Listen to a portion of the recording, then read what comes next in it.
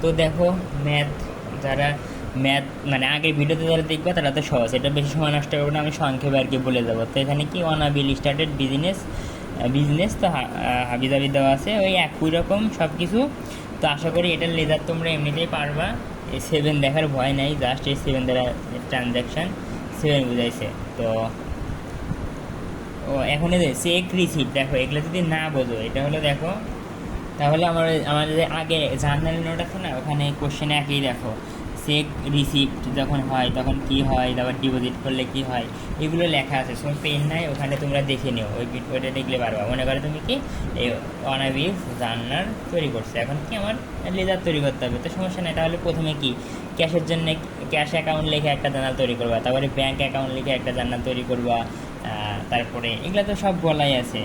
আগে তো জার্নাল তো সবাই পড়ছে, ফার্নিচার অ্যাকাউন্ট নামে একটা লেজার তৈরি করবা, রেন্ট এক্সপেন্স, তারপরে ব্যাংকতে তৈরি করছে অফিস সাপ্লাইস নামে একটা লেজার তৈরি করবা, অ্যাডভার্টাইজমেন্ট এক্সপেন্স নামে একটা তৈরি করবা। এরকম মানে যা যা থাকবে পৃথিবীর এখানে যা যা থাকুক, প্রত্যেকটা শুনতে যা শুনে দেখ, প্রত্যেকটার জন্যই কিন্তু প্রত্যেকটা আইটেমের জন্য কী করতে হবে বলো তো, তোমার কি লেজার তৈরি করতে হবে। কিন্তু একটা জিনিস একাধিকবার থাকলে তাদের থাকলে সেই ক্ষেত্রে কী করতে হয়, ওই একটার জন্য তৈরি করলেই হয়। যেমন দেখ ক্যাশ, ক্যাশ এখানেও আছে, আবার কি তারপর দেখো ক্যাশ এখানেও আছে, ক্যাশ তো ক্যাশই, ক্যাশ একবারের জন্য তৈরি করলেই হচ্ছে।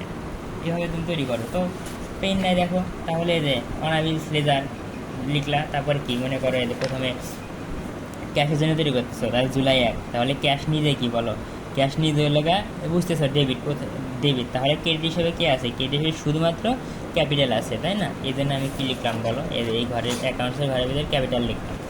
আচ্ছা, ক্যাপিটাল লিখলাম, এবং কি ক্যাশ নিজের, ক্যাশের মান কত, 2.5 লাখ, এবং নিজে কি ডেবিট হিসেবে আছে, তাই না?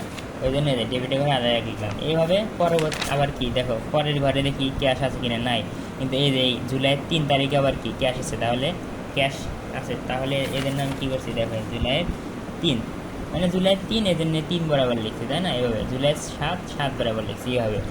এভাবে আশা করি তোমরা ব্যাঙ্ক অ্যাকাউন্ট এগুলা পারবা। হ্যাঁ, এগুলো আমি না দেখাই, সময় অনেক বেশি। এভাবে তুমি জানালটা মনে করো তৈরি করলাম। এখন এক্সট্রা কিছু লেজার, বলতে অনেক সময় ডিসকাউন্ট বা কমিশন দেওয়া থাকে, অনেক সময় কি কোশ্চেনে ডিসকাউন্ট বা কমিশন দেওয়া থাকে, সমস্যা নাই। ডিসকাউন্ট বা কমিশন এই যে এটার লেজার কিন্তু স্যার ক্লাসে করাইছে, এবং আমার ওখানে খুব সম্ভবত দেখো কোশ্চেন 2-এ আমার ইয়ের নোটে যাও, এখানে আমার জার্নালে নোটে যাও, কোশ্চেন 2-তে যায় পাওয়া। এই যে লেজার তৈরি করছে, লেজার তৈরি করতে পারলে তো পেন নাই, জার্নাল তৈরি জার্নাল তৈরি করছে, জার্নাল তৈরি করলে তো লেজার একদম পানির মতো সহজ। তো এই যে সে মনে করে যে তাহলে কি ডিসকাউন্ট মানে দেখো, মনে করো ক্যাশের জন্য তুমি তৈরি করছো, অ্যাকাউন্ট রিসিভেবলের জন্য তৈরি করছো, সব তৈরি করছো, মানে জাস্ট গ্রাফিক বোঝানোর জন্য। তাহলে কি এই যে বলছি না, প্রত্যেকটা আইটেমের জন্য তোমাকে কী করতে হবে, লেজার তৈরি করতে হবে। তাহলে এখন কি ডিসকাউন্ট এক্সপেন্স অ্যাকাউন্ট নামে একটা দিলা। এখন ডিসকাউন্ট একই নিয়ম, ডিসকাউন্ট এক্সপেন্স নিজে হলো ডেবিট, তাহলে ক্রেডিট হিসেবে কী আছে, অ্যাকাউন্ট রিসিভেবল, এই জন্য এখানে কী লিখলাম, অ্যাকাউন্ট রিসিভেবল। তো 1 টাকা আছে, তাহলে অ্যাকাউন্ট রিসিভেবল লিখলাম। এখন ডিসকাউন্ট এক্সপেন্স নিজে কী বলো, নিজে হলো ডেবিট, মানে উপরে লেখা ছিল, উঠে লেখা, কিন্তু আমি দেখে বুঝছি নিজে ডেবিট, এবং তার মান কত, ডিসকাউন্টের মান হলো 1600, এই জন্য 1600 নিজে ডেবিট থেকে ডেবিট লিখলাম। আর ব্যালেন্স বের করা তো একদম ইজি, প্রথমের জন্য তার যোগ বিয়োগ করতে হয় না, প্রথমে যা থাকে ওটা খালি লিখতে হয়। আশা করি এটা পারবা। এখন হলো লাস্টে আসো, ব্যাংক থেকে লোন নিলে তার লেজার কেমন হবে। হ্যাঁ, ব্যাংক থেকে লোন মানে কি, ঋণ নেওয়া, ধার নেওয়া। আমরা ব্যাংক থেকে টাকা তুলি না, যে আমাকে ব্যাংক থেকে আমি 10 লাখ টাকা তুললাম, আমি প্রতি মাসে এইভাবে টাকা দিয়ে ওটা পরিশোধ করবো। তো লোন তোলা মানে কি, তুমি নিজে কিন্তু ঋণই হয়ে যাওয়া, তাই না?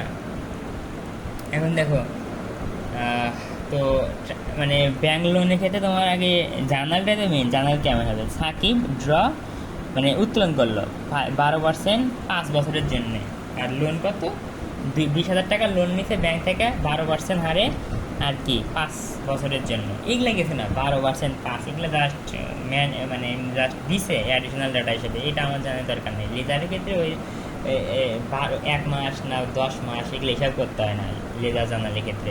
এটা শুধু ওই কত মাসের জন্য হাবি দাবি এগুলো হলো তোমার মূলত এর জন্য হিসাব করতে হয়, ফাইন্যান্সিয়াল স্টেটমেন্ট। তো এর জন্য কোনো এগুলো দেখার টাইম নেই, তেমন 20,000 টাকা। তো এই যে তো দেখো মনে করো ব্যাংক থেকে তুমি টাকা তুলছো মানে টাকা তুলে আনলা, মানে ক্যাশ নগদ টাকা তুলে আনলা, তার মানে কি তোমার ক্যাশ নামক সম্পদ বৃদ্ধি পাবে, অর্থাৎ ক্যাশ নামক সম্পদ কী হবে? ডেবিট। আচ্ছা ব্যাংক লোন, হ্যাঁ ব্যাংক থেকে যে লোন নিলা মানে কি তুমি ঋণ হলা, ঋণগ্রস্ত এলা, মানে তুমি ঋণ মানে কি তোমার দায়বদ্ধতা বেড়ে গেল, হ্যাঁ।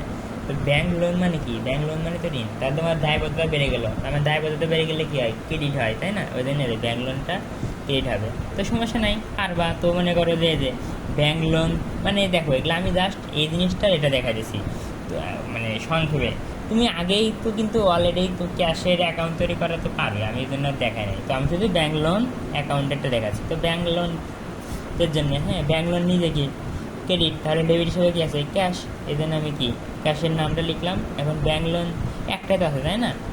অ্যাকাউন্টস পেয়েবলিতে একটাই আছে, তো ব্যাংক লোন নিজে কি নিজে হলো ক্রেডিট হিসাবে আছে, তাহলে এর মান কত? 20,000, তাহলে এই 20,000কে আমি ক্রেডিটের ঘরে বসাবো। এই তো গেল।